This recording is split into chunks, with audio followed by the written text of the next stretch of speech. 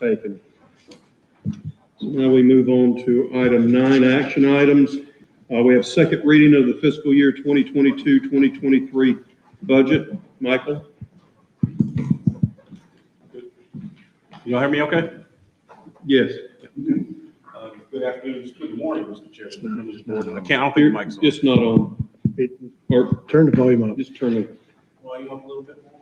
Can Jonathan and Cindy hear that? Can y'all hear me? Yes, yes. A little more volume, good? Yes, go ahead. Okay, all right. Again, second reading of the budget. No changes on this budget, actually. So the conference committee met yesterday briefly, I think 8 minutes or so, covered a couple of provisos. They'll come back in session next Wednesday. So hopefully by the end of the month, we'll have information ready for the third reading. We do have a third reading scheduled for June 30th, virtual meeting. And then we will cover the third reading budget on June 30th, virtual meeting. Again, first page, no changes. We've gone through the governor's version, House version. There is the House 2 version as well. Again, no changes with the one new school coming through.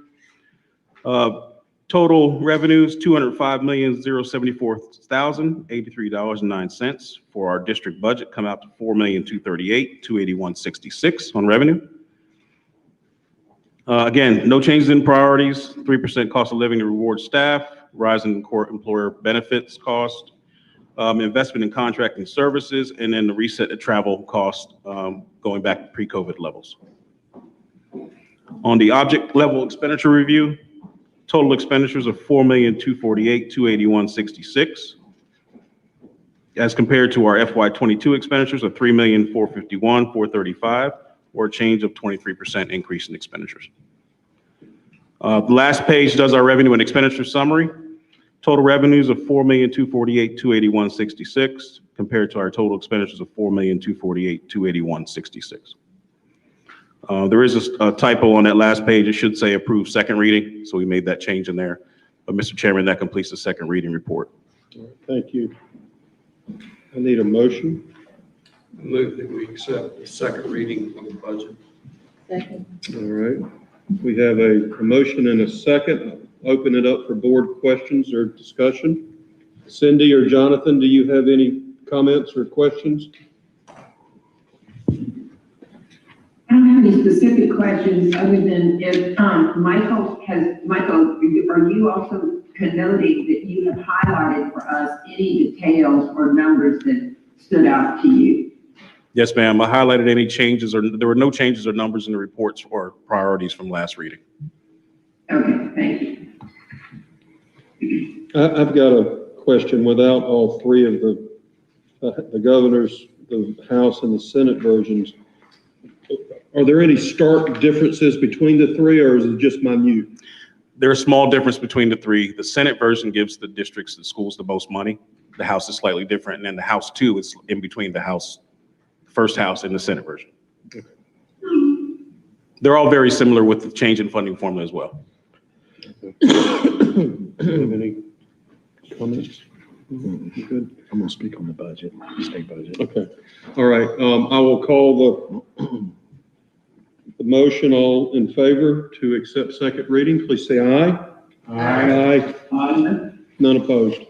Thank you, Michael. Thank you, sir. The May financial report. Yes, sir. Good morning again. May financial report for May 31st, 2022.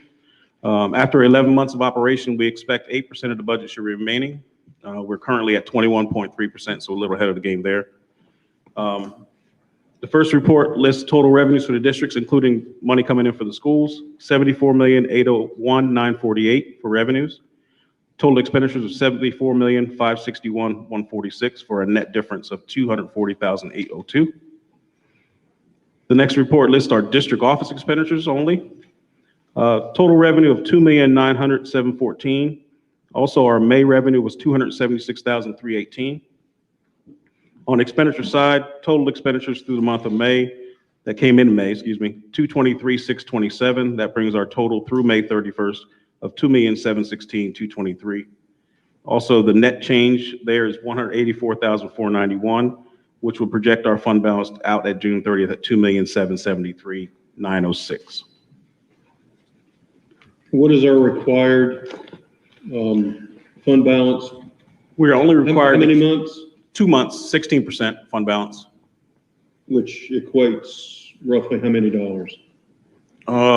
Just off the head, Ballpark. it's probably $800,000, which is way low. I feel comfortable with So 2 we've got million. over 3 times that amount. That's correct, yes, sir, yes. Okay. How are we investing, or how are we holding these funds? Or rates are starting to tick up because the Fed's increasing rates. Right, we are currently holding our funds in LGIP, the State Treasurer's Office. We're looking to explore some additional options as to investing funds as well. Okay. And LGIP, excuse me, the Local Government Investment. Perhaps EVs? Which is, electric vehicles? Electric. Charging stations. Okay, Yeah. all right, thank you, Yes, yes, sir. thank you. The last report looks at our district office by program, by division. Total leadership, 849,510. Charter authorizing, of 915,553. LEA programs of 426,691. And then finally, financial services at 469, for total expenditures of 2,716,223, or 21% remaining. Again, I'll come back to June 30th and do a slight amendment to clean up some of these negatives in here, and then we'll take care of that June 30th meeting. Where do we stand? Let's see, today's the 9th, so what's that, 21 days? 3 weeks from today, we end the fiscal year. We need to start thinking about audit again. Good news. We actually, and my leadership team does not know about this, and programs doesn't know either, but they're scheduled to come in already July 18th. I think that's the earliest they've ever come to the district office. So you're never excited to hear from the auditors, but I was excited to see an email from Nick last night that they are coming in the week of July 18th. So they'll be here with us this summer. So now that's from our end, but we've also got 38 schools that have to get their audits in. We preach to And them they hang us up. I mean, they hold us up, I should say. That's right. We'll preach to them every month in our penny patrol, and then we stay on them with a calendar as well. So we'll lean on them just as much as they lean, as the other auditors lean on us. Okay. All right. Are there any questions for Michael? Mr. Chairman, I'd like to make a motion that we accept the May financial report as presented. All right. Do I have a second? Second. All in favor, please say aye. Aye. Aye. All right, that's unanimous. All right, the next item is board officer elections. Seems like we just had this just a few months ago, and when we did this last time, Kathleen was up here, so time is flying by. It just seems like you were sitting here with us just a few short months ago, but I want to thank all of our board members, and we've got a new board member, Dr. Strickland, has, as I understand, been approved by the Senate. He will be joining us at our next meeting. He already had family summer plans already arranged for today, so he is not with us today, but we will have another board member I'm representing SCAZA. representing SCAZA. In August. I don't believe we're going to have a July meeting. That's right. Not unless meteor drops out of the sky or something, but, so we'll be meeting him in August, and I look forward to getting to know him, just as I've gotten to know each of you. But this is the time of year where, we have to elect our officers. I've been here since 2015, which blows my mind because now 7 years have passed and here I am. I really enjoy serving. I really enjoy being chairman. I feel that, I hope that I've made a positive contribution, but I would like to continue in this capacity. But first, I would like to nominate Randy Page to be secretary again. And I will need a second for that. Second. All right. Where's my counsel? Yes, sir. Do we need to vote on these individually, or can we do them as a group? You can do it as a slate. Okay. All right. So we have Randy Page nominated to be secretary again. Mr. Chairman, I would like to take this opportunity to nominate Cindy Mosseller to serve as vice chair of the board. Okay. Do I have a second? Second. All right. Mr. Chairman, Yes. I would like to, with enthusiasm, make a nomination that for your continuance as chairman, and cannot say enough about the wonderful changes, the upward looking perspective that we have now. We're both looking down at details, which is awesome, under the leadership of so many on our team, both operationally and financially and relationally. And I just thank you for this type of leadership that you've been at the helm on with Superintendent Neely. And I enthusiastically want to nominate John, no middle initial, Payne, to the chairmanship, the continuance of the chairmanship of the South Carolina State Charter School Board. Thank you. Do I have a second? Second. All right.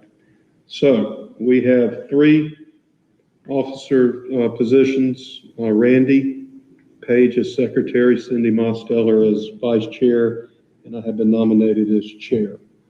Is there any discussion? Hearing none, all in favor of the motion, please say aye. Aye. Aye. That's none opposed. Thank you. All right. Thank you all. On to item 10, informational items. Mr. Secretary, the policy subcommittee report. Yes, as a point of information, the policy subcommittee met briefly on Monday to kind of talk through a number of items that we have coming up and to lay out a calendar for the next fiscal year. In working through it, we plan on making recommendations to the board and to completing third reading by the end of the following fiscal year. Okay. Thank you. Are there any questions? Yes. Who serves in the policy committee? And why do we have a separate committee for that? We're such a small group. The policy committee is Jonathan, Cindy, and I. And then the staff is usually Chris is on it, and Emily, and then Eric.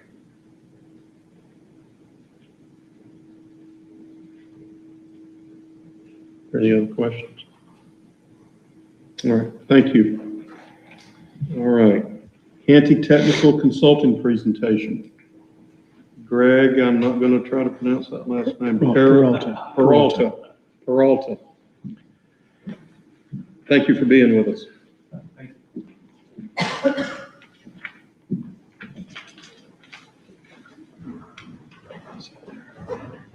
Good morning. I am Greg Peralta with Canty Tech Consulting. This morning, I will share a little bit about our organization, our partnership with the district, and some of the good things that we have done together. Now, Canty Tech is a consulting and services company based in Charleston, South Carolina. We have offices in North Charleston, Summerville, and Greenville, and a team of over 100 people, predominantly in South Carolina, but we also have folks spread across the country. We're a rapidly growing organization. We've been on the Inc. list of fastest growing privately held for 10 consecutive years, and they tell me that's an unprecedented number. We're also a pretty cool place to work. South Carolina has given us the distinction of being one of the best places to work for 2 consecutive years. We have a lot of experience with schools and districts. My organization exists to handle technology so that educators can focus on their schools and their students. So we've been handling technology in conjunction with the charter school district for going on 2 years. We've been handling technology for Dorchester 2 for 5, the Charter Institute since their inception, and a multitude of charter schools across the country. So we have a lot of experience in this space, specifically with charter schools. We found that districts depend on technology to operate. However, the environment is complex and typically geographically dispersed. That requires multiple competencies to manage and maintain and operate. right? And those competencies include things like telecommunication, information security, wireless networking, routing, backup disaster recovery. This list goes on and on and on, right? It's a lot of competencies that are required. And ultimately what happens is it's very difficult for an individual or a small team to manage this enterprise. Too many competencies. You can't be good at all of them. It typically requires a larger organization with competency-based teams, and that's how we've structured our company. So we came to be engaged with the district in November of 2020 to provide PowerSchool and technology support. Upon our arrival, PowerSchool was a source of significant frustration across all of our stakeholders. There were issues with data integrity concerns, and the schools did not feel heard or supported. Now, upon our arrival, we immediately set out to address the data concerns, implement best practices that would continue to drive what I call continuous improvement for our data, and then implement responsive support so that, again, our stakeholders felt heard and supported. First thing that we did was look at the data for every school. And we documented the issues and then implemented remediation plans. Then we established the best practice that would keep us on track, help us continuously improve. We did that by defining the roles and responsibilities of the district and the schools, by changing our training model. We found that oftentimes PowerSchool training was done all at once at the beginning of the school year. By listening to the schools, we found that that didn't really work great for them because it all happens in the beginning, and then on the 45th day, people were a little fuzzy about what I'm supposed to do. So we changed the training model where we broke it apart, where it's aligned with the data collection cycles. Now you get the training when you need it in little small increments, and the feedback from the schools has been very positive. Then we implemented routine check-ins with the schools. Again, this gave the ability for the schools to be heard, and that it also gave us the ability to check the data from the perspective of the district itself. Responsive support was implemented by providing access to our service desk. It's a very large service desk, and that gives everyone the ability to call and get immediate support. And then all of those competency-based people, all of those specialists that we talked about earlier, they're all available, right? And they're available when you need them. Technology was also a source of frustration. The environment was unstable and unreliable, and again, the staff didn't feel well supported.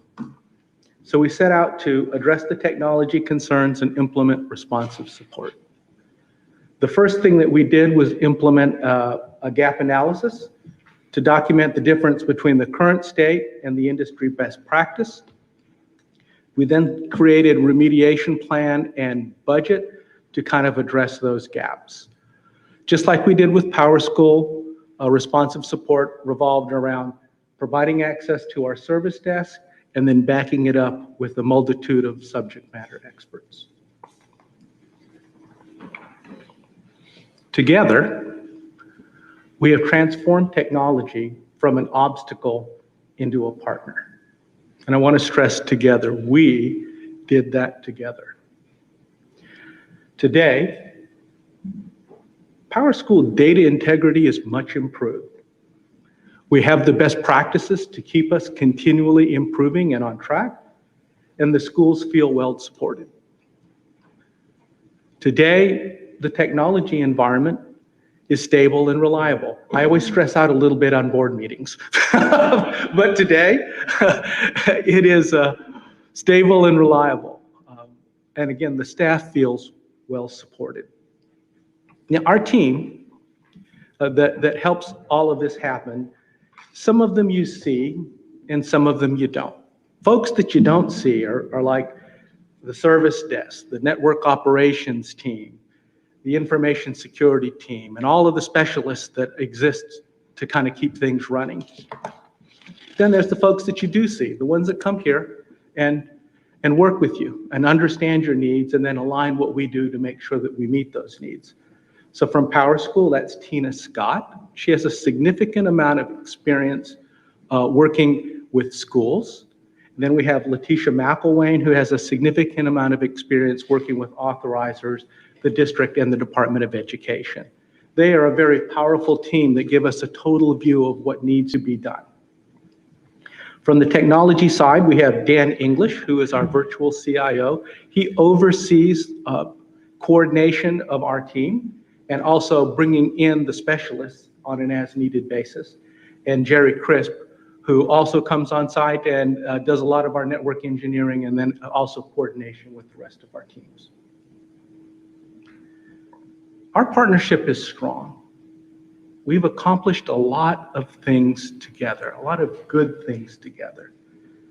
And I hope you can see today that my organization is true to our mandate, that we handle technology so that educators can focus on their students and their schools. I'm happy to address any questions. Thank you. Does the board have any questions? Okay. All right, thank you, sir. Thank you. Hey, Greg, before you go, I just wanted to personally, on behalf of the staff, thank you and your entire Canty Tech team for all the collaborative work over the last 2 years. I will tell everyone that when I took over as superintendent in August of 2020, the #1 complaint that I got from school leaders almost on a daily basis, sometimes hourly basis, was complaints about data, Power School, and so forth. And these guys came in November of that fall and completely changed everything. And I no longer get any calls from school leaders about Power School. So job well done. The entire team, your team and our team working together. It's a great partnership. So thank you. Thank you. It was a collaborative effort. Thank you.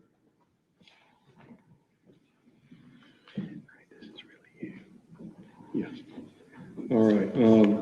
Now, as I mentioned earlier,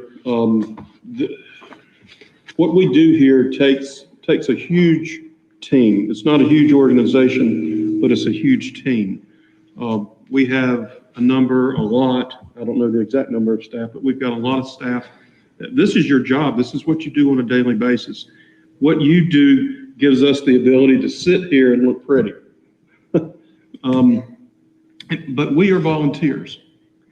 We come from academia, we come from business, we come from all sorts of life. We've all got different backgrounds, but what we do bring to the table is the desire to help improve education for children across the state. In saying that, I want to recognize, and the board wants to recognize some of our former board members. And we have here today Kathleen and Keith. Now, I'm not one to generally just sit here and read things from a sheet, but I want to read this so you'll get a feel for their background and how it culminates into their desire to improve the lives of children across the state. Because, ultimately, we are our brother's keeper. I'll first mention Kathleen. I'm going to call her the dean. Kathleen has been here, and you'll have to remind me, since the beginning. How many years did you serve? 23. 23 years. So just briefly, Kathleen Bounds is a former chairwoman of the Berkeley County School Board. She graduated with honors from the University of Virginia. She's the proud mother of 2 children, Katie and Tim, both graduates of Berkeley High and the University of South Carolina, and the proud grandmother of Ansel and Anna Caroline Todd and Hannah Bounds. This is just some of her experience. Kathleen has been recognized across the state of South Carolina as a champion of education. She was recognized by the South Carolina School Boards Association with the Champion of Children Award in 2000. She's also been recognized for outstanding volunteering efforts by Berkeley Intermediate School, Berkeley High School, and the Berkeley County School District. Kathleen has served as a member and officer of the following parent-teacher organizations: the Berkeley Elementary School, Berkeley Intermediate, Berkeley Middle School. She served on the Berkeley County School District Strategic Planning Committee and has been a booster of the Berkeley High Athletic Department for nearly 25 years, and was a charter member of the Berkeley High School Academic Booster Club, subsequently serving as its president. She's also a charter member of the Berkeley County Education Foundation. Kathleen has also served as an officer of the South Carolina School Boards Association. Prior to her service on the school board, she served on the Moncks Corner Planning and Zoning Board. That's a feat in and of itself. Working in local government now, I get it. She previously served as a volunteer guardian ad litem for 20 years and has served on the Foster Care Review Board since 1999 and currently serves as chair.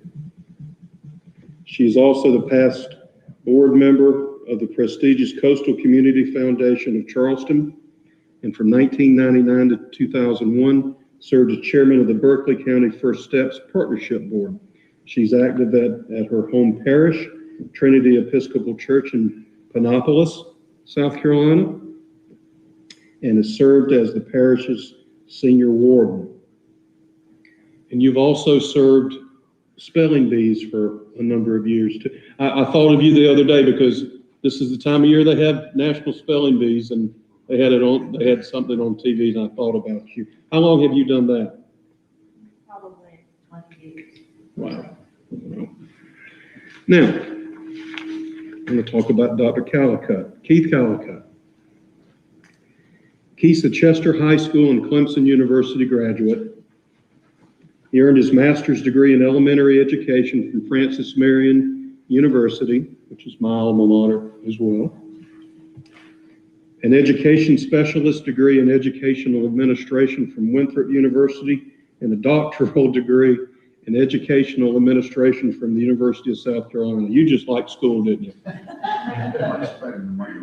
Yeah. Well, you were hitting all the major universities. A devoted husband and family man, Dr. Callicutt and his wife, Kay, who is with us today, have two children, Jonathan and Jacqueline. During his career in education of over 30 years, Keith has given himself in numerous capacities, serving as a teacher, an athletic director, I didn't know that, an assistant headmaster, an assistant principal, a principal of 3 schools, the director of secondary education for the Lancaster County School District, the superintendent of Florence County School District 5, and since 2001 as superintendent of the Newberry County School District. Dr. Callicutt left an indelible mark on the Newberry County School District during his tenure, where in 4 short years, the percentage of students testing below basic in math on the Palmetto Achievement Challenge test dropped 1/3. 1/3 in 4 years, with a significant improvement in English scores as well. Keith has served on countless boards and held many leadership positions, including president of the Newberry Rotary Club, member of the Newberry Economic Development Council, and past president of the Johnsonville Lions Club. Professionally, Keith's experience has included being a member of the following organizations: Phi Delta Kappa Professional Academic Fraternity, a member of the Board of Visitors of Piedmont Technical College, and chairman of the Western Piedmont Education Consortium, Newberry Literacy Council Board, and he has served as past president of Lexington 5 Principals Association and is a past vice president of the South Carolina Association of Secondary School Principals. As I mentioned, I generally don't like to read everybody's resume, but I want the public and I want our staff to understand the quality of volunteers that we have sitting on this board. Again, I thank you for what you do to make our lives easier, but I'm proud to serve with people of this high quality and caliber. Do you have anything you want to say? Kathleen and Keith, on behalf of the entire staff and this board, we just want to say thank you. Kathleen, by the way, I think still thinks that she serves on the board. I still get daily emails from her. She does still send me the school board clips, and she's actually been doing some special project work for us as well, just on the She will side. send a news article just out of the blue. Hey, thought you might like to see Yeah, this. yeah, she has great commentary about school events around the state, and it always makes my day. And she includes others on that. But I just want to personally thank you. You know, the staff and I were talking last couple months. You were the first two board members to leave after I came on board here. And I was like, what can we do as a district to recognize the great contributions that you made, not only to this district, but throughout your entire careers, and in the civic work that you've done in communities around the state and working with other school districts and schools.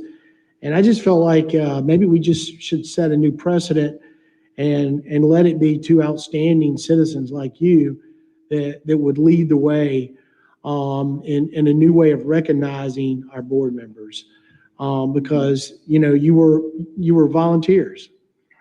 And you invested so much of your time and your life in ensuring that this district did the right thing for students at all times. And so we came up with the idea and made a request of the governor if he would support a special honorary diploma type award for you two. Not that you need any more diplomas and awards, Keith. But we wanted to have a special moment here with this board and the staff to let both of you know, and I think it'd be appropriate if we have them come down front, that the Order of the Silver Crescent has been awarded to both of you by Governor Henry McMaster. It's the first time anyone in this district has ever received such a prestigious state award.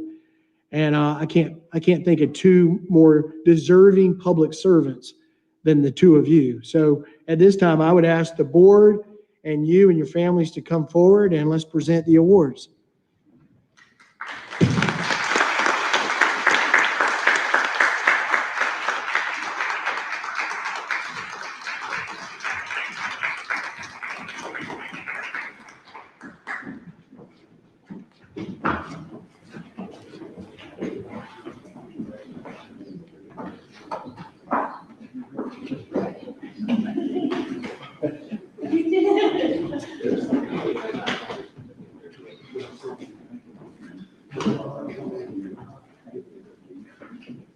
Campbell?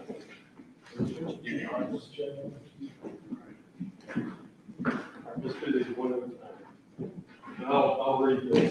The State of South Carolina, in recognition of the dedication, commitment, and leadership for the benefit of South Carolina and her citizens, I do hereby confer upon Kathleen Bounds the Order of the Silver Crescent. Governor Henry McMaster.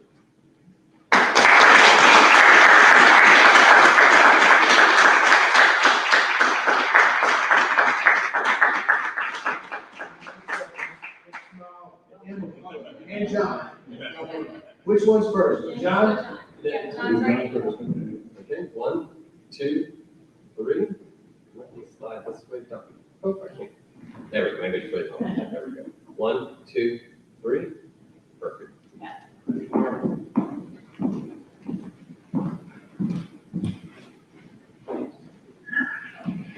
State of South Carolina, in recognition of the dedication, commitment, and leadership for the benefit of South Carolina and her citizens, I do hereby confer upon V. Keith Calicut the Order of the Silver Crescent. Governor Henry McMaster.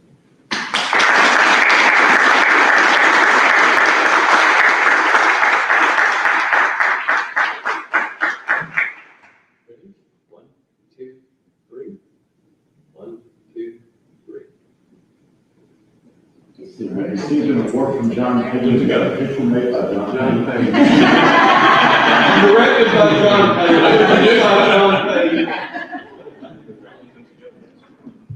Oh, okay. So we've got two more, yeah. Two more.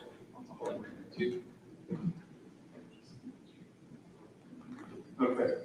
And I'll do both of these at the same, but they're obviously for me. The South Carolina Public Charter School District Board of Trustees recognizes Kathleen Bounds and Vicky Calicut, PhD, for 14 years of dedication and service to the public education and children of South Carolina as a founding member of the District Board of Trustees, June 9, 2022. That's Kathleen, I apologize. And Keith for 2 years of dedication and service to the public education and children of South Carolina as a member of the District Board of Trustees, June 9, 2022.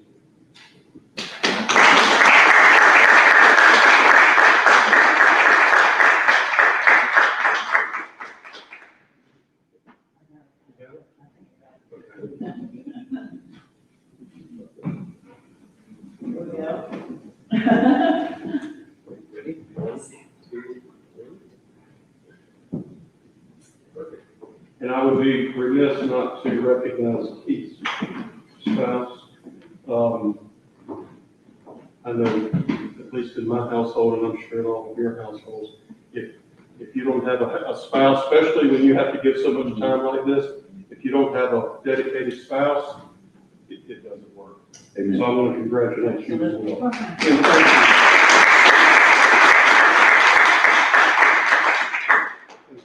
thank you.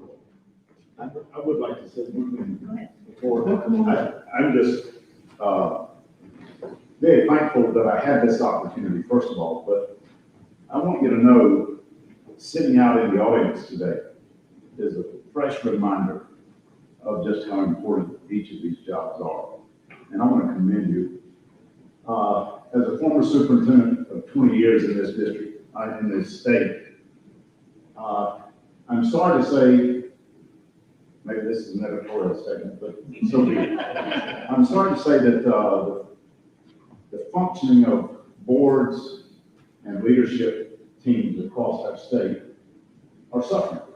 In many instances, districts that have had wonderful reputations all of a sudden now find themselves embroiled and caught up in, I'm not really sure what it is. I have my own opinions, but what a compliment I'd like to pay to each of you to see the leadership, Chris, that you're providing to the district and the way this board functions under the leadership of the chairman and the officers and each member. You're to be commended. This to me is an example of where we need to be all across our state. And my prayer is that we will get to that point. Thank you for the opportunity.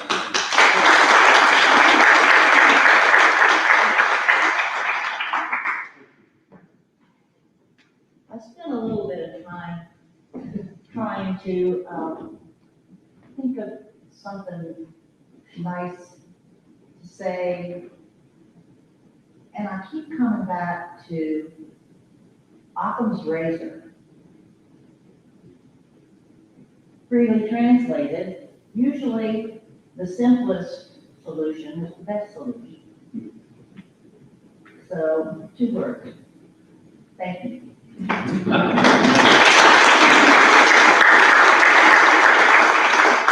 Cindy, are you listening? Yes, I am. This is, I've served on the first version of the Charter District School Board with Cindy's sister, Terry Seconder.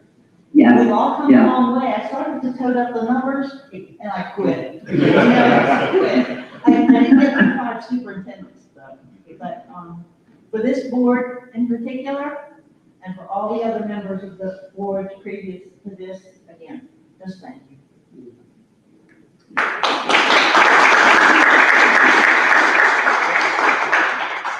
And Mr. Chairman, Yes.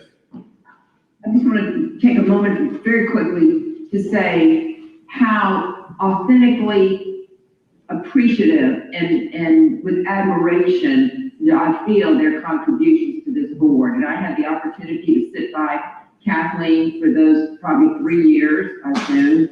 And her acumen to find details that end up mattering in the big picture of things was just such a contribution to our current board. And of course, the institutional history she had with the dynamics of the past, positives from the past, negatives from the past, that she brought the greatest wisdom of institutional knowledge to our board. And I just so appreciated her as a person. And I remember us all in tears when she eloquently began with Ecclesiastes to say that to everything there is a time and season. And we all kind of sensed what was coming, which was a very sad day for me. I learned a lot sitting next to her, and as I kiddingly say, trying to eat more chocolate that we were supposed to 50% share. That was one of my goals, to get a little more of that in my share. So, but anyway, and to keep just the example he's had to be to hundreds and thousands of students over the years, and he was such a gentleman and yet such a person of conviction at the same time, sitting amongst us. Who, I'm sure he had no discipline problems at his school, because who could ever act out in front of him? You're just such a wonderful person, Keith, and it was a joy to see you every month, and the demeanor and the wisdom that you brought to our functionality. So thank you both. I love you both. Thank you.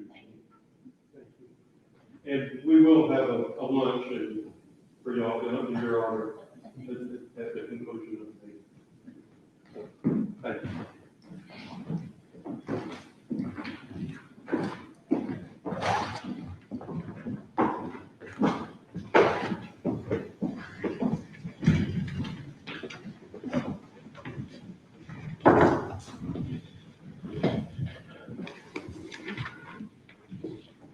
Right. The next item is the recognition of the district's 2022 Teacher of the Year, Juliana Smith.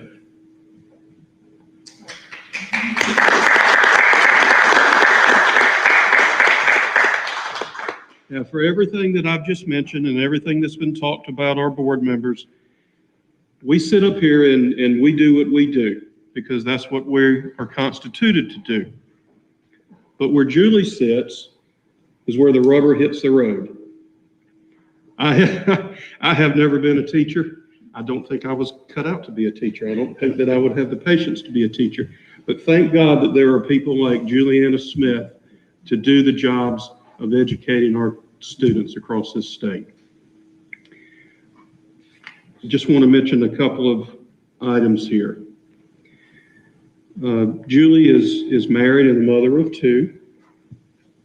She earned a bachelor's degree in psychology and social work from the University of Pittsburgh in 2013. And she learned early on in that career that she had the love of serving special needs students. She joined Teach for America to work toward a special education teaching certificate. Teach for America brought her to South Carolina as her classroom placement was in Charleston. Are you from Pennsylvania originally?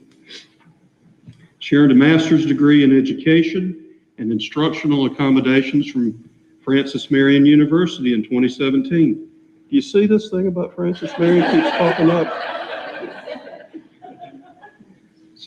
So Julie and Dr. Callicutt and I all have degrees from Francis Marion. You see this leadership paradigm popping up? Keith did have Clemson on there. Well, he did. Oh, speaking of, did you notice we've got this Clemson Carolina thing going on today? We can get along. We can get along. Julie has 8 years of teaching experience, and she joins Bridges Preparatory School in Beaufort in 2020. Everyone up here knows Bridges has got a special place in my heart. I get a little choked up talking about it, because there was a lot of blood, sweat, and tears when we first started. I was their first board chair. And I remember the days of trying to create something out of nothing. And sometimes we wondered, what in the world have we gotten into? But here you are. Julie serves as a 5th and 6th grade special ed teacher. She pushes into the classroom of the students she serves via the inclusion co-teaching model. Her strength in the classroom is relationship building. Where have we heard that before? It is all about relationships. You can have all the education you want, but if you don't have relationships with people, nobody's going to accept what you're saying. So that is key. She finds that the positive relationships she builds with her students lead to academic success in the classroom. Julie uses her classroom experience and positive mindset toward education as she pays it forward while serving as a cooperating teacher to student teachers about to enter the workforce. This is a quote from her application. I believe teachers should be advocates for students while simultaneously developing student ability to be self-advocates. And lastly, this is a quote from her school leader in her letter of recommendation. Juliana thrives under our inclusive atmosphere, as she is not only a strong advocate for her student caseload, but she has helped lead and create a co-teaching atmosphere that truly puts kids first. The students in our school are greatly impacted by the enthusiastic approach to making lessons come alive in the classroom. Ms. Smith is truly passionate about every child that walks through her door, while creating an environment where students develop a sense of agency to act upon the world, end quote. As chairman of the board, I want to congratulate you for your award, and I'm going to ask Chris if he's got anything that he would like to say. Yeah, just a few things. Julie, it's an honor to have you here at the district office. You know, when we came down to Bridges to make the announcement several weeks ago, they had a great environment. They did it outside. They had all the students outside, and it was a pep rally. I mean, it was a pep rally. But after it was over and all the students went back to class, Julie had to do some interviews, and there was a station from Savannah that was there to do a one-on-one interview with her. And she showed so much grace and poise, but it was very evident to me, because I stood off to the side to listen, how she really does put kids first. It's not just something we say, it's something she believes. And so then on Monday of this week, we hosted her on the radio on 100.7 on our Kids First radio show that we do every Monday. And I think she's a radio personality as well. She did an outstanding job, and I call her our stealth special education teacher, because she has a unique way of being able to go into the classroom and provide support and growth services for students, but the other students in the classroom don't really know who's really getting the support because they're all benefiting. And so she's our stealth teacher. So Julie, thank you for what you do for Bridges. Thank you for what you do for students. And of course, thank you for what you're going to do this next year as you go around the state representing our district, our brand of always putting kids first. And so in that light, we have a little recognition for you, but let's give Julie a round of applause.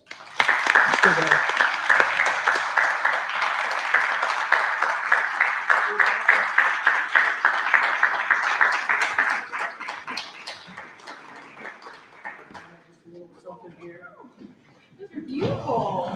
Thank goodness. And then of course we got Cindy and Jonathan over here. They get a screenshot.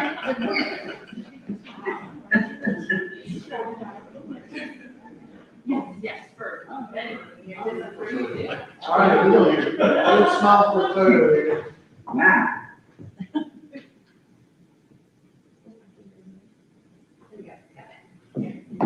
But again, Julie, thank you, and this is an exciting year. Congratulations. Thank you so much. I sure look forward to the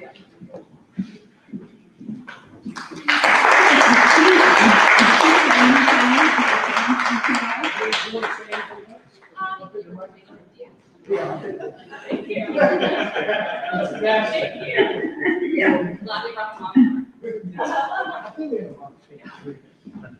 Thank you. Thank you so much. I just so look forward to the opportunity this year of really getting to represent the teachers in the district and think about how that can be really rolled out through the forums and the feedback, and just really taking that and using that as a platform to represent the educators in our district. And so I look forward to all opportunities to grow in this manner and to really to serve as the teacher of the district.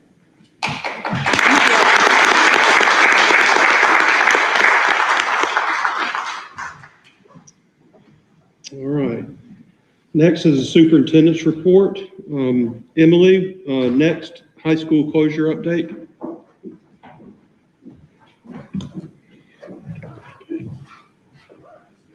Hello, everybody. So it is June 9th, and the plan is to have everything wrapped up by June 30th at Next. Things have been going really well. The school had their last day of school for students about 2 weeks ago, and they have held graduation. Most of the staff has left for the summer. They do have some key staff left at the Salem campus. As of Friday of last week, they moved everything out of the Greenville campus, and they're in one location at Salem now. So that's making things a little bit easier for inventory and that kind of thing. And then they will operate out of Salem through June 30th. Michael and his team has been out to the school site to look at inventory, and we actually have somebody there today, hopefully doing the final inventory, getting it all on one sheet so that state surplus can come out, do their walkthrough, and then schedule pickup. We've received all our student records here, and we're beginning the process of transferring those as students enroll in new schools. And then I know that you would like to know, Mr. Chairman, about financials. So their cash available through August is about $299,000. They will have a couple expenses after June 30th, which include just some final salary and payroll stuff, a couple utilities, and then tail insurance coverage. And their audit. And their audit is already, already paid for, scheduled, contracted. So Can you explain to us, especially for any board members that haven't been through this before, at the end of this, if there's a dollar left, where does that dollar go, and where does the equipment and everything else go? So everything that state surplus can take, they will take and then go through their process, and other schools will have the ability to take some of that stuff. The rest of what state surplus will not take is just going to be junk, stuff that is no longer usable, and so that will be a haul out service. And then as far as financials, my understanding is that it comes back to our account and we hold it. So if there's any final things that, payments that need to be made, those kinds of things, we'll make it out of that pot. Okay. Any All other right, are there any questions? questions? Thank you. Sure. And I will just move quickly into my program team update. Okay. I know I'm standing, I think, between everybody and lunch, so I'll make it very fast. It's graduation season. Our team has traveled across the state on weekends and nights to make sure that we have a presence at everybody's graduation. It's been really inspiring, I know, for a lot of us to see kids that have just gone through adversity walk across the stage and get diplomas. I was at a graduation. We had students get 2 associate's degrees along with their high school diploma. Just really amazing. Students that are parenting, students that have, a majority of their high school career been through COVID. So that was really nice to kind of get back in touch with students and see the great things going on at our schools. We anticipate having our SC Ready and SC Pass data in July. We have preliminary data right now, and we're just waiting on the final. We held interviews for an ombudsperson position, and I'm really excited to announce that Miss Marlene Sellers will be joining us July 15th. She will be your board liaison. So you guys will meet her at, I guess, your August meeting. So I'm excited about that. The programs team is going through a little bit of change. We're changing our name to Support and Implementation Team, and that's really to reflect the work that team does supporting our schools and implementing their charters and their programs. And so little name change there. And then some very, very exciting news. I have spoken about this a little bit. The district staff has supported Liberty STEAM in the process for an alternate aligned teacher evaluation model with the State Department. And we just heard that, I think this morning or last night, that they are conditionally approved. And that is the first charter school in the state to have an approval for that. So we're very, very excited. There's just a few things they have to change the beginning of July, and they'll be set to go for next year. So we're really proud of that work. Thank you. Any Are there any questions? questions? All right, thank you. Thank you. And John R. Payne, sponsor performance update. Yes, sir. Mr. Chairman, members of the board, good afternoon. Just a couple of things to share with you. I do have a few slides. We'll go through those fairly quickly. But first, I'd like, in as much as Emily is announcing new staff bringing on, I'd like to announce and introduce you to our new district data manager, Joshua Finley. Josh, if you would stand up, please, sir.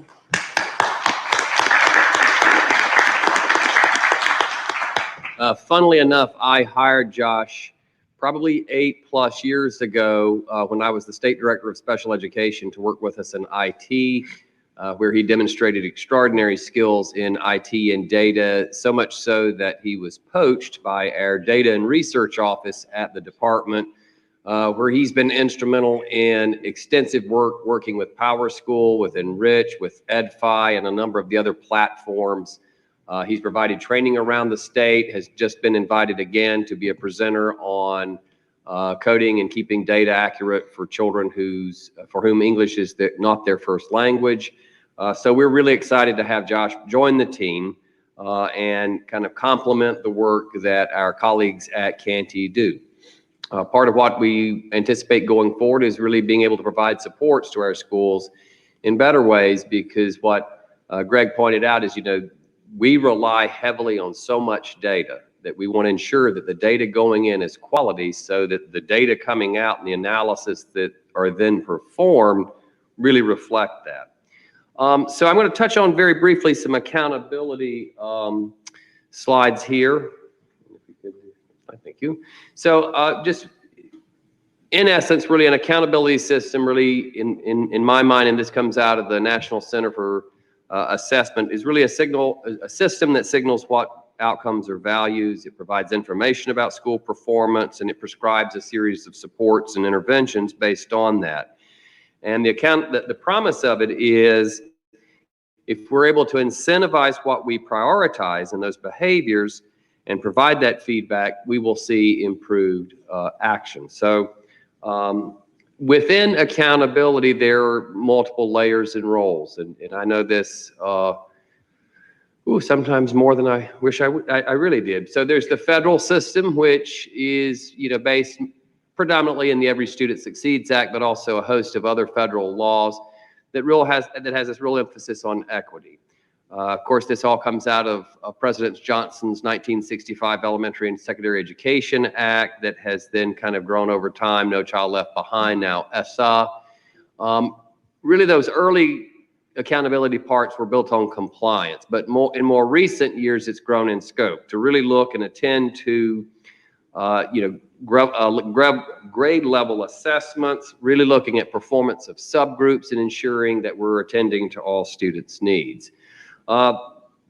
Under ESSA, states are required to develop a school accountability system that attends to academic achievement. And in South Carolina, that's our assessments in English language arts and mathematics. Growth, and we have a growth metric as part of the state system. Progress in achieving English language proficiency, graduation rate, and then a state-decided school quality and or student success metric. And so we look at, in South Carolina, the number of students who are identified as college or career ready. We look at science as a measure of student success. We are now using the school climate survey, which has been around for 35 or so years. We formerly used, or the department formerly used, an engagement survey. So the state has, all of these parts and pieces through this ESSA accountability. In addition, of course, as you know, the state constitution, we have state constitution, statutes, and a host of regulations that identifies what is the state's role. And so that is with policy directed by the department, the Education Oversight Committee, our legislators, and the State Board of Education. And so these researchers, Weiss and McGinn, talked about 5 essential roles, making sure our priorities are articulated with goals, implementing standards, designing and implementing systems, overseeing administering funds that go along with this, and communicating. And so the state has its part, okay? And then the next slide, then it gets down into the authorizer's role. And this is something obviously you know intimately, which is, really where it's discussed and attended to in the Charter School Act. And in particular to the purpose of the act, and this is the very beginning, is to improve student learning, to increase learning opportunities, encourage a variety of teaching methods, establish new forms of accountability, and assist South Carolina in reaching academic excellence. And so we have, an authorizer's kind of capacity there. The elements really that we want to have go into this are goals, where we want to be. Performance indicators, so what are we measuring? Design decisions, so think about that in terms of how standardized or flexible. Consequences, particularly when there are some significant needs for which we need to intervene. Communications, support, evaluation, monitoring, and support as well. In terms of design decisions, we'll have to think through what extent are items in the system standardized, and to what extent are they flexible?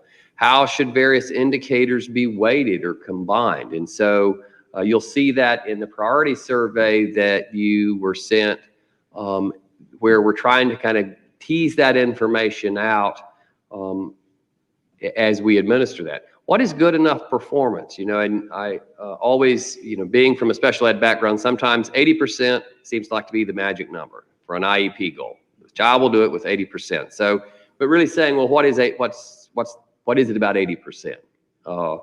Some people say we want 100%, but thinking about the vast, diversity of students and families we serve, is 100% really realistic? So having those conversations to think about that performance level. How do you handle exceptions? I know from the state perch, there's always been exceptions, and sometimes, it becomes a little complicated as you try to think through how do we create a system that attends to these exceptions.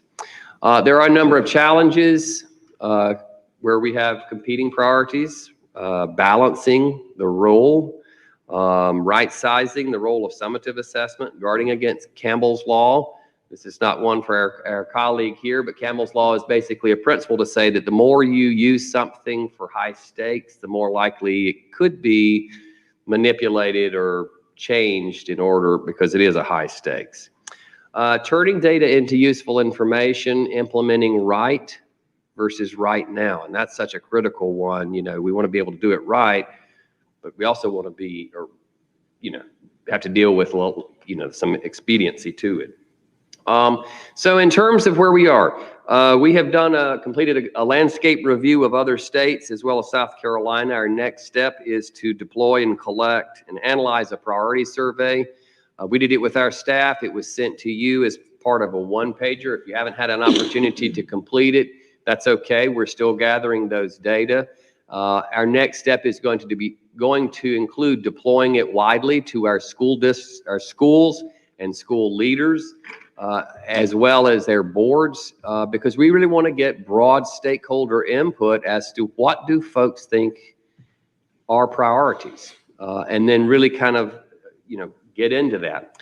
Once we do that, we're going to pull that data back in, we're going to crunch all of the numbers, and we're going to convene a diverse and representative stakeholder work group that will serve as our core team, that's going to get in the weeds, that's going to look at this frame and put it together. We're going to do this iteratively, so we'll put it together and we'll come back, get some feedback on it, and then take it to the next step. And so the hope then would be that we would have a system that reflects the priorities of the committee and then all stakeholders, that respects the variations between the authorizer, the state, and the federal requirements, and it honors established professional practices to ensure our framework is feasible and is technically defensive. And so our hope or our vision with this is what we want. We want a system that is proactive with intentional supports, not a wait to fail or a gotcha system. We all succeed, and if you believe that together we are succeeding, that means when any one of our schools within our portfolio is struggle, we have to own that struggle as well and help to see how we can best support. We want a system that identifies areas of needed improvement. So how can we identify what is needed, then intercede with those supports? A system that attends to the uniqueness of our schools. I mean, I saw this at the state level where it is, and as much as, we talk about personalized learning, all schools are treated the same way with the same expectation for graduation, growth, proficiency, that sort of thing. So how can we create a system that really attends to the uniqueness? A system that contemplates improvement. Maybe they didn't hit the mark, but if they're going in the right direction, how can we incentivize that to say, okay, now let's keep this momentum going? A system that is readily understood by stakeholders, as I shared with you at our last board meeting about the state accountability system. I think it's really critical that we have a performance framework that our parents can readily understand, that they don't have to have advanced training in psychometrics and statistics to understand what they're reading. And then finally, and most importantly, a system that is going to illuminate high quality charter schools, and to use that not only for that school, but also as we continue the message of these being a wonderful opportunity for parent choice throughout South Carolina. So our next step will be to deploy these surveys. I do invite you, if we have time during lunch, for some table talk, if you were able to complete the 5 fictitious school rankings. I'd certainly welcome that discussion and to see your thoughts about which one you rated highly, and answer any other questions that you may have. Thank you. Are there any questions for John? I Cindy? just have a very quick question. It might be a little off base. John, how much where does curriculum excellence or curriculum, I don't like to use the word control, quality control, but not in a negative sense, how does that play into these pursuits that you are, and these goals that you're speaking of? Because some schools, I'm sure they're experts in that, but there might be other options out there that they might want to consider. How does that actually come to closure in a school? And if I'm not understanding your question correctly, I think part of it is going to be, looking at our school's goals and seeing are they realistic, and then are they doing anything if they're not seeing the expected growth, and looking at their curriculum as to what they're using. It wouldn't go down to that. It Right. would go through their curriculum. Right. And in our experience before where we've done that, and I saw this, for example, in Title I, where schools had the same Title I goal, and we look back and it was the same Title I goal that they had in place for probably 15 years, and student achievement hadn't changed, a percentage. And so the thought is, all right, we got to have the ability to have, meaningful conversations, not controversial, but meaningful conversations to say, this isn't working.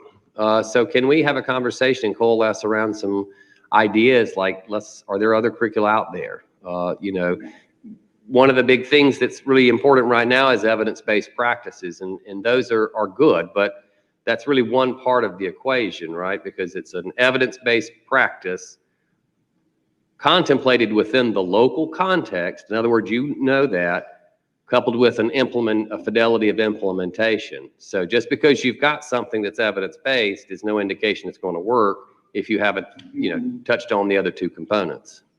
And so that's part of what with Deputy Superintendent's Paul team, our two teams, and Mr. Tom's and the other teams, our ability to really thread and put our work together so it's complementary. So as we identify that, we have some mechanisms in place to move swiftly and offer support to our schools. Yeah. Thank you. That is really the core of what I was trying to get at. Yes, ma'am. Thank you. Yes, ma'am. Any other? Thank you. Yes, sir. Thank you. All right, Mr. Superintendent. Before I get started, Dr. Pope had some words that she wanted to offer. I just want to take this time to,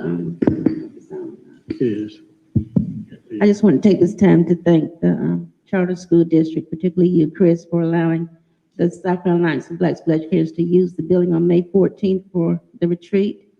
And I want to send a special thank you to John R. Payne and Michael Tom and Campbell Mims for opening up for us and assisting us throughout the day. It was a very good retreat, and you will be receiving a formal thank you later. Thank you so much.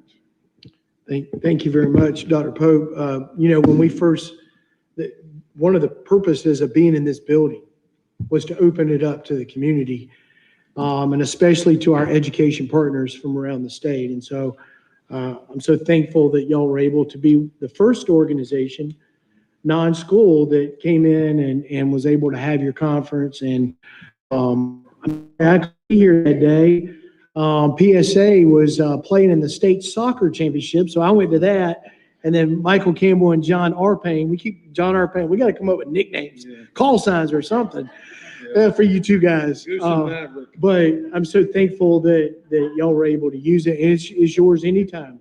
Thank you so much. Absolutely. Keith, Kathleen, again, I just want to thank you for your great confidence in me. When I was first hired as superintendent here, I will remain committed that we will always put kids first, and that your legacy of contributions will be remembered. And quite frankly, it's going to always influence the work that we do going forward. So you've paid it forward through your great service. So thank you. Julie, it's an honor to have you here. I look forward to working with you this next year. You're going to be a great representative. You are having to fill some pretty big shoes with Dion, but I would invite you to collaborate with him and talk with him about things that you can do to help be a difference maker at the district wide. But also, next year it would be nice to have 2 state teachers of the year in South Carolina come from the district. So I would just invite you to work with Dion and the 2 of you collaborate. I'd like for Campbell and LaPrecious to stand up. Today is their last day. So both of you stand up. Let's give them a round of applause.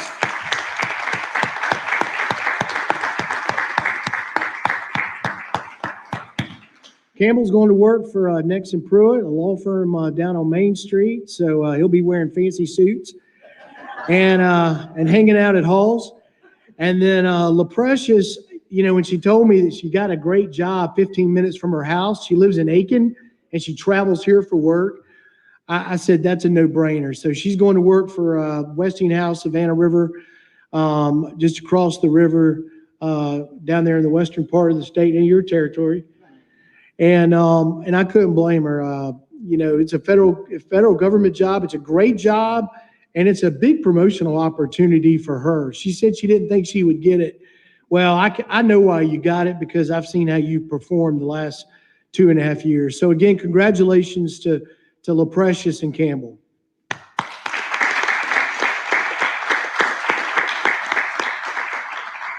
Emily Baker, stand up. So this past last week, we announced that Emily is being promoted to the position of Deputy Superintendent of Support and Implementation. That will be effective July 1st. So Emily, congratulations. Your hard work's paid off. Emily started in the classroom. And for her, it has always been about the children.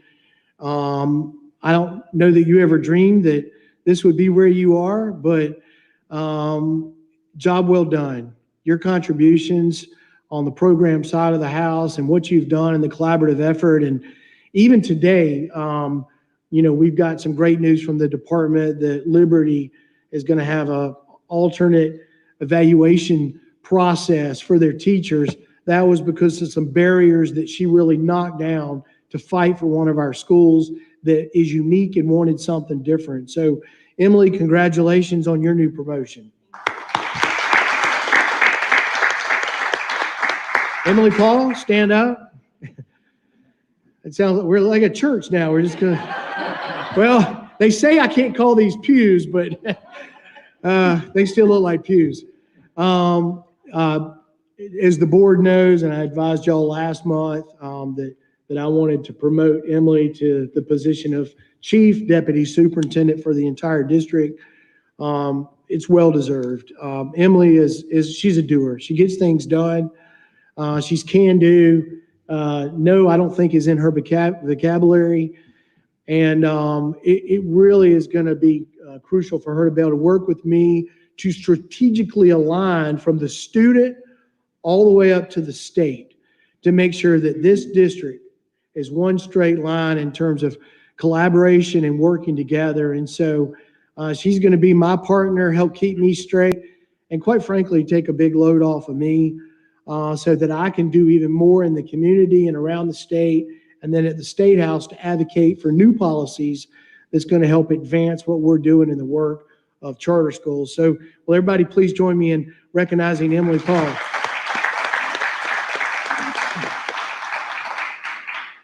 On June 15th, Cindy, you and Kip, don't forget, y'all have a very important hearing.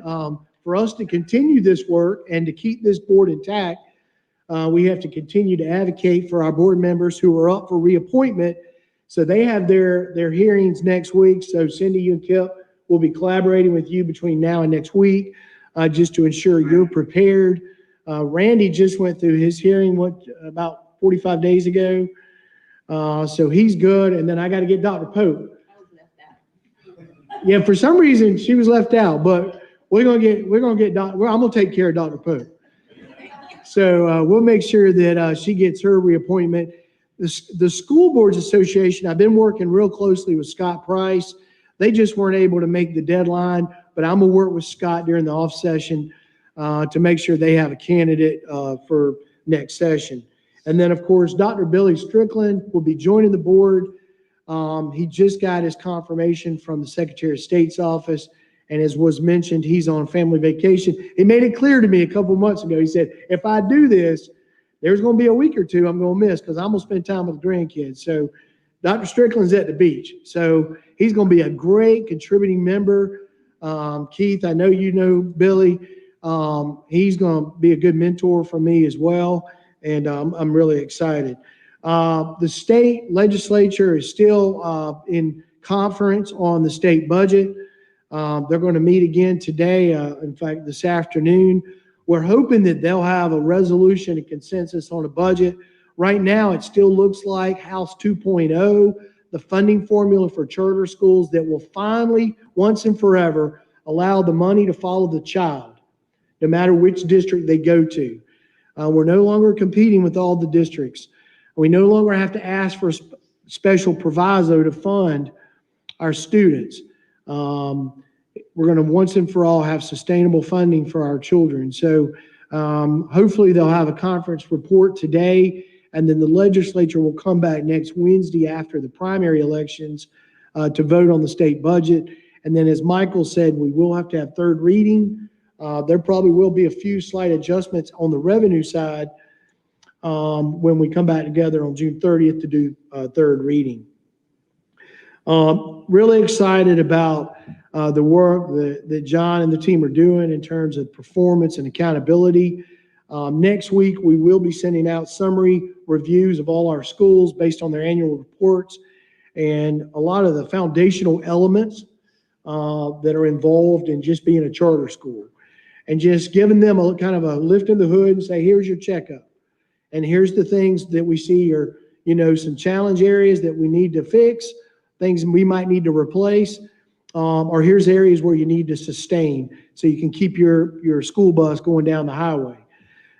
So we'll be sending those out next week. We'll let you board know if we get any feedback from any of our schools or any concerns. And then the performance framework, I would invite the board, if you haven't, to complete the form stack survey. Your voice is important on this. This will then go out to all our school leaders, our local school boards, so that we can once and for all have a new collaborative framework that's not punitive in nature. It's not used as a weapon against schools. It's used as a tool to inform so that we can all be collaborative for kids. That's what we're all here about. Stan Davis, y'all remember our friend Stan Davis, who helped us on the strategic plan? Well, Stan's coming back for another show. He's going to be working with us on making sure that we actually get our strategic plan goals across the line. So he's going to be an accountability partner on that. And then he's going to help us with board governance. So we talk about our local school boards doing what's right and following the law. We want to do more board training for this board so that we can always be the best that we can be as a governing board of this district and the schools that we have accountability for. So Stan is going to be a collaborative partner on that. And then I want to thank the staff. This past year was hard. We started the year again with COVID, and this staff really pushed through and persevered and showed just great dedication to the mission, vision, and values that we stand for. So if I would ask the audience and the board to join me in thanking our staff for all that they do for this district, for this board, but more importantly, for the students of South Carolina.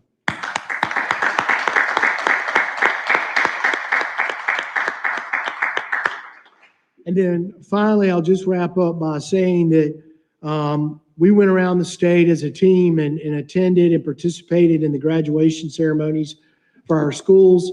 We actually had our first graduation ceremony. Midlands Middle College had their graduation ceremony here. It was a great honor to be able to go and participate and speak. My teammates did the same thing around the state because many of them were on the same day or same night. But again, it struck me, and I said this last year after I went to S.C. Whitmore's graduation, but standing here at Midlands Middle, they had 3 students get up and give kind of testimonies, their life stories.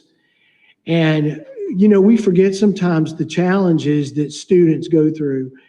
And I think sometimes we don't, as a society, celebrate the high school diploma maybe the way we do. We get so focused on college degrees and the next thing after, but we forget just what a challenge it is for so many students.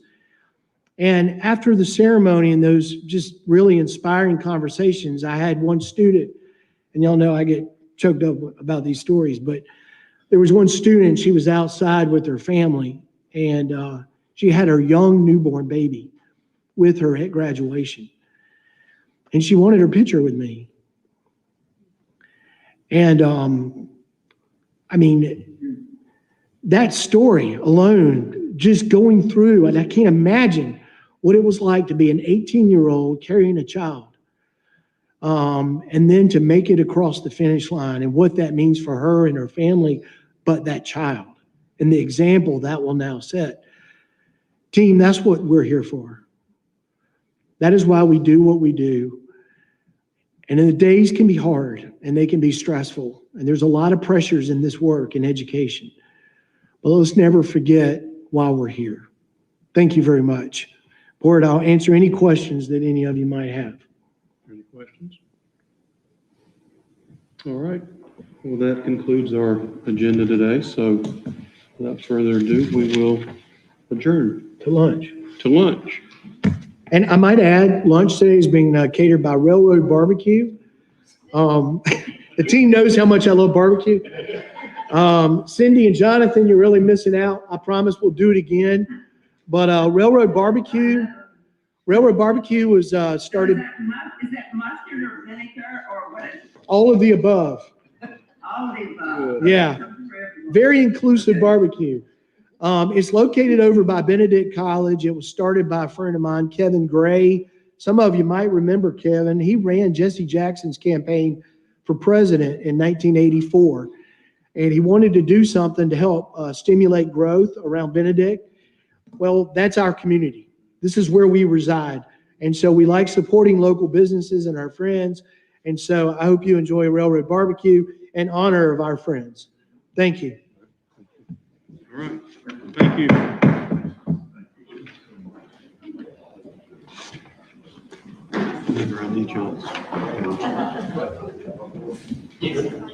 Cindy, John?